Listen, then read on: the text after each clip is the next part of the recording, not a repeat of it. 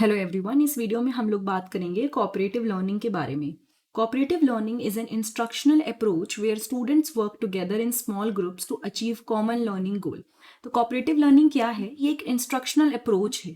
ठीक है, मतलब अगर पढ़ाने की बात करें या फिर हम नॉर्मली लैंग्वेज टीचिंग की बात करें तो एक पढ़ाने का तरीका, इंस्ट्रक्शन देने का तरीका है जहाँ पे स्टूडेंट्स क्या करते हैं, साथ में काम करते हैं ताकि वो एक कॉमन गोल अचीव कर सके। यानी कोऑपरेटिव मतलब एक दूसरे के कोऑपरेशन से।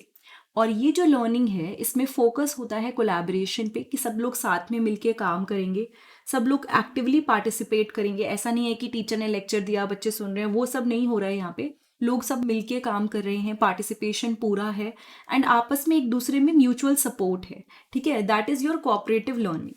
सो जो प्राइमरी गोल है कोऑपरेटिव लर्निंग का, it is to promote a positive and inclusive learning environment. जो मेन गोल हो जाता है कोऑपरेटिव लर्निंग का वो ये है कि आप एक पॉजिटिव इन्वायरमेंट क्रिएट करो और एक इंक्लूसिव लर्निंग इन्वायरमेंट क्रिएट करो जिसमें सब साथ में काम कर रहे हैं, साथ में लर्न कर रहे हैं। ठीक है, साथ में मिलके काम कर रहे हैं एंड ऑब्वियसली इस सब की वजह से जो लर्निंग आउटकम है वो तो अच्छा होगा ही होगा। सो that is our cooperative learning. की एलिमेंट्स ऑफ कोऑपरेटिव लर्निंग, अगर हम की एलिमेंट्स की बात करें कि मतलब कोऑपरेटिव लर्निंग के मेन एलिमेंट्स कौन से हैं, सबसे पहले है ग्रुप फॉर्मेशन। तो स्टूडेंट्स को हम लोग स्मॉल या फिर अलग अलग ग्रुप्स में बांट देते हैं और कोशिश करते हैं डाइवर्सिटी हो। सपोज अगर इंक्लूसिव एजुकेशन की क्लास है तो हम लोग फोकस करते हैं कि हर तरह का बच्चा हो, मतलब एक बच्चे को अगर कोई पर्टिकुलर डिसेबिलिटी है तो उसके साथ दूसरा बच्चा हो जिसको वो प्रॉब्लम ना हो। तो इस तरह से क्या होता है ना, म्यूचुअल कॉपरेशन अच्छा रहता है। सो स्टूडेंट्स को हमने स्मॉल डाइवर्स ग्रुप्स में बांट दिया। डाइवर्सिटी में हो सकता है आपका जो डिफरेंसेस देखने को मिले कि कोई एकेडमिक में अच्छा हो, कल्चरल बैकग्राउंड, मतलब आपको डाइवर्सिटी डालनी है। ऐसा नहीं कि आप किसी एक बेसिस पे कि सारे पढ़ने वाले बच्चे, सारे वो बच्चे जिनका मतलब कोई पर्टिकुलर बेसिस पे आपने कल्चरल बैकग्राउंड के बेसिस पे आपने अलग कर दिया, वो नहीं करना है। आपको डाइवर्सिटी डालनी है ग्रुप में जिसमें बच्चा कोई अच्छा होगा पढ़ने में, कोई ओके भी होगा, कल्चरल बैकग्राउंड से कोई बच्चा, अलग अलग बच्चे होंगे, पर्सनालिटी वाइज सब अलग अलग होंगे। ठीक है, तो उससे क्या होगा ना, हर एक ग्रुप में अलग अलग पर्सपेक्टिव के बच्चे और अलग अलग स्किल्स के बच्चे होंगे। ठीक है, तो फर्स्ट चीज है ग्रुप फॉर्मेशन। उसके बाद है पॉजिटिव इंटरडिपेंडेंस। कोऑपरेटिव लर्निंग में ग्रुप मेंबर्स को एनकरेज किया जाता है कि वो एक दूसरे पे रिलाई करें। ठीक है, और ऑब्वियसली यहाँ पे सब एक दूसरे को मतलब बढ़ावा भी देते हैं बिकॉज सबका कॉमन ऑब्जेक्टिव ही है, क्योंकि अगर ग्रुप अच्छा करेगा तो ओवरऑल टास्क अचीव होगा। सो कोऑपरेटिव लर्निंग में ग्रुप मेंबर्स आर एनकरेज, यानी ग्रुप मेंबर्स को एनकरेज किया जाता है कि वो एक दूसरे के कंट्रीब्यूशन पे डिपेंडेंट हो, सक्सेस पे डिपेंडेंट हो, ताकि सबके सब कॉमन ऑब्जेक्टिव अचीव कर सके। This positive interdependence creates a sense of responsibility. जो ये एक दूसरे के ऊपर इंटरडिपेंडेंस है, इससे एक दूसरे के लिए सेंस ऑफ रिस्पॉन्सिबिलिटी आती है कि हमारे ग्रुप का बच्चा है, हमें इसकी हेल्प करनी है क्योंकि हम सब एक ग्रुप के हैं। ठीक है, तो हर कोई अपने एक दूसरे पे इंटरडिपेंडेंट है, बट एक अच्छी वे में। ये नहीं कि एक बच्चा काम नहीं कर रहा दूसरा उस पर डिपेंडेंट, वो वाला हिसाब नहीं है।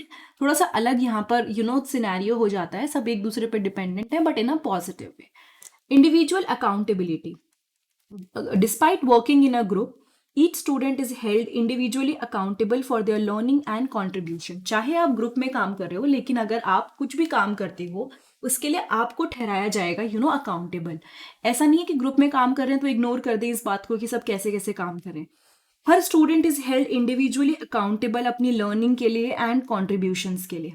This encourage active participation and discourage free riding, यानी इसकी वजह से एक्टिव पार्टिसिपेशन एनकरेज होता है एंड इससे कोई भी फ्री राइडिंग नहीं होती। मतलब फ्री राइडिंग मतलब सपोज 3 जने काम करें, मैं नहीं करूंगा तो भी चल जाएगा, ऐसा नहीं होना चाहिए।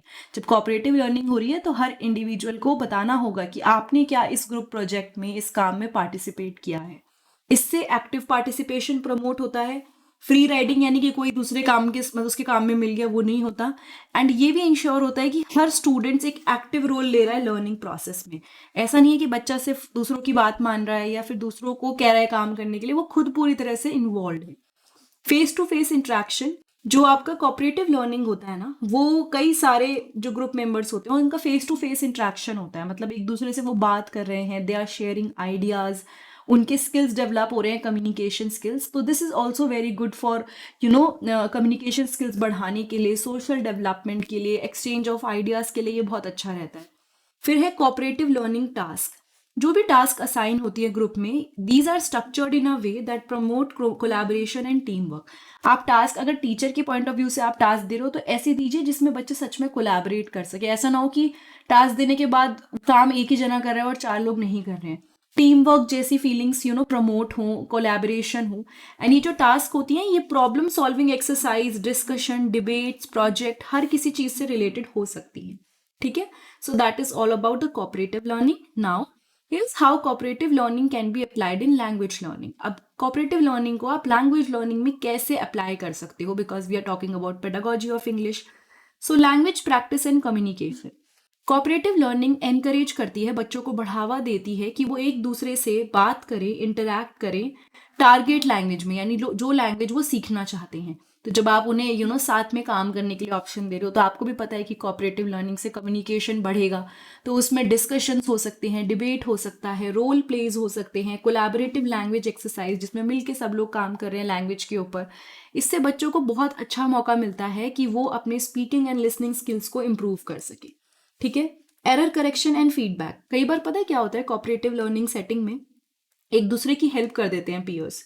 सपोज एक तो होता है कि आपने टोक दिया, वो नहीं होता, आपको कोई बड़ा इंसान इनफैक्ट टोकेगा तो आपको शायद बुरा लगेगा, बट आपके साथ वाला फ्रेंड आपको कहेगा नहीं नहीं ऐसे नहीं होता, ऐसे होता है, तो आपको इतना नहीं लगेगा, आपको लगेगा अरे अच्छी बात है, सीख लिया कुछ। सो कोऑपरेटिव लर्निंग सेटिंग में पीयर एक दूसरे को हेल्प करते हैं, वो उनको फीडबैक प्रोवाइड करते हैं, और अगर उनको लगता है कि कोई लैंग्वेज में एरर है तो वो भी ठीक करते हैं। This peer support allow learners to identify and rectify mistakes. इस पीयर सपोर्ट की वजह से लर्नर अपनी मिस्टेक्स को आइडेंटिफाई कर पाते हैं, समझ पाते हैं, उसको रेक्टिफाई कर पाते हैं। एंड ऑब्वियसली इसकी वजह से लैंग्वेज जो है, मतलब लैंग्वेज एक्यूरेसी और फ्लुएंसी अच्छी होती है। ठीक है, तो ये एक पॉइंट है। एंड मोटिवेशन बढ़ती है। आप कभी भी नोटिस करना, अगर बच्चों को आप एक एक काम सिंगल दोगे और अगर आप उन्हें ग्रुप में कोई काम दोगे तो वो हमेशा ग्रुप में ज़्यादा मोटिवेटेड रहेंगे, क्योंकि उनके लिए ना एक पॉइंट ये भी हो जाता है कि अरे बातें करेंगे, ये भी करेंगे, साथ में करेंगे, हमारी टीम जीतेगी। तो वर्किंग टुगेदर इन ग्रुप, उसकी वजह से ना बच्चों के अंदर एक positive and supportive learning environment generate होता है, जो बच्चों का मोटिवेशन बढ़ा देता है, which can increase the motivation for child. ठीक है, and learners often feel more encourage, यानी कि लर्नर्स एनकरेज फील करते हैं एंड एंगेज फील करते हैं जब उन्हें अपने फ्रेंड्स से सपोर्ट मिलता है। ठीक है, फिर है different perspective. Cooperative learning groups often consist of students from diverse linguistic and cultural background. जब भी आप कोऑपरेटिव लर्निंग ग्रुप्स की बात करते हो, सबसे पहले हमने यही डिस्कस किया था, हम कोशिश करते हैं हर बैकग्राउंड से, हर तरह का बच्चा हो। तो जब ये डाइवर्सिटी होती है ना, इससे क्या होता है ना, लैंग्वेज लर्निंग और अच्छी हो जाती है। It enriches the whole language learning process, क्योंकि ये बच्चों को एक्सपोज करता है डिफरेंट एक्सेंट से। मतलब अगर किसी का बात करने का तरीका थोड़ा अलग है तो बच्चों को पता चलेगा कि अच्छा ऐसा भी होता है। अलग अलग तरीकों से लैंग्वेज के, एक ही लैंग्वेज के अलग अलग पार्ट से भी बच्चे रूबरू होते हैं कि अच्छा बोला ये जाता है, अच्छा प्रोनाउंसिएशन ये होती है। तो ये सब चीज़ें भी होती हैं, डिफरेंट पर्सपेक्टिव, ये बेनिफिट होता है कोलैबोरेटिव लर्निंग का, इंग्लिश या फिर किसी भी लैंग्वेज की जब आप टीचिंग कर रहे होते हो। एंड लैंग्वेज टास्क भी कोलैबोरेटिव होती हैं, तो उसकी वजह से क्या होता है ना, आपस में दे कैन डू डायलॉग्स, आपस में बातचीत कर रहे हैं, इंटरव्यू ले रहे हैं, स्किट्स डेवलप कर रहे हैं, जो कि ज़्यादा अच्छे से कैरिड आउट हो सकती है। Learners can pool their language skills and knowledge to achieve the common task goal. Learners क्या करते हैं, अपनी लैंग्वेज स्किल्स एंड नॉलेज को मिला देते हैं ताकि वो एक कॉमन गोल की तरफ वर्क करें। ठीक है, एंड इस सब का एक बहुत ही जो एक इम्पॉर्टेंट बेनिफिट है वो ये है कि इससे एंजाइटी कम होती है। देखो, जब आप अपने दोस्तों के मतलब साथ काम कर रहे होते हो, उनके साथ भी लैंग्वेज सीख रहे होते हो, आप मिलके यू आर प्रैक्टिसिंग थिंग्स ना, तो आपको डर कम लगता है। So automatically it reduces the anxiety. ठीक है, एंड कई बार क्या होता है ना, स्कैफोल्डेड लर्निंग का मतलब होता है आप बिल्कुल बेसिक से शुरू करते हो, सपोर्ट पूरा देते हो, फिर धीरे धीरे धीरे धीरे आप अपना सपोर्ट कम कर लेते हो। तो कोऑपरेटिव ग्रुप्स जो होते हैं जिसमें सब एक साथ काम करते हैं, कोई ऐसा पर्सन है जिसके लैंग्वेज लर्निंग स्किल्स बहुत अच्छे हैं, वो सपोर्ट एंड गाइडेंस देता है उन बच्चों को जिनको कम एक्सपीरियंस है, जिससे जो आपका स्कैफोल्डिंग लर्निंग एक्सपीरियंस है, प्रोसेस है, वो काफ़ी बेटर हो जाता है। ठीक है, फिर आता है लैंग्वेज क्रिएटिविटी। जब लर्नर्स साथ में काम करते हैं, व्हेन दे वर्क टुगेदर, वो एंगेज कर सकते हैं क्रिएटिव लैंग्वेज यूज में, कि किस तरह से हम वोकैबुलरी पे एक्सपेरिमेंट कर सकते हैं, इस चीज़ को, डायलॉग को किस तरह बोलना है, इस पे काम कर सकते हैं, लैंग्वेज स्ट्रक्चर्स पे काम कर सकते हैं, जो कि शायद वो अकेले नहीं करेंगे, बट जब सब साथ में होते हैं तो हिम्मत और आ जाती है। तो ऑटोमेटिकली इसकी वजह से आपका जो बोलने का तरीका है, एक्सपेरिमेंट करना है, ये सब हो जाता है बहुत अच्छे से।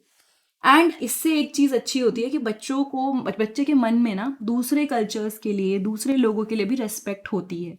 तो एक अवेयरनेस आती है कि अच्छा ये भी पर्सन है, ये इस कल्चर का है, अच्छा इनके यहाँ शायद ऐसे बात करते हैं, इनके यहाँ थोड़ा सा प्रोनाउंसिएशन अलग होता है। So these all things student learn when we talk about the collaborative learning, cooperative learning. Also, it is a collaborative approach only. So ये जो टॉपिक है पेडागोजी ऑफ इंग्लिश का है, सारी वीडियोस इसकी जो अभी तक कवर हुई हैं वो आपको प्लेलिस्ट में मिल जाएंगी पेडागोजी ऑफ इंग्लिश की। एंड आपको अगर वीडियो अच्छी लगी है तो प्लीज़ चैनल को लाइक कीजिए, सब्सक्राइब कीजिए, शेयर कीजिए। एंड मोस्ट इंपॉर्टेंटली अगर आप कोई भी हेल्प करना चाहते हैं तो नीचे बाय मी अ बुक का ऑप्शन है, वो यूज़ करके you can help me in any way. And साथ ही साथ अगर आपको कोई डाउट है, कोई वीडियो नहीं समझ में आई है तो प्लीज़ कमेंट करके बताइएगा, I will try to help you.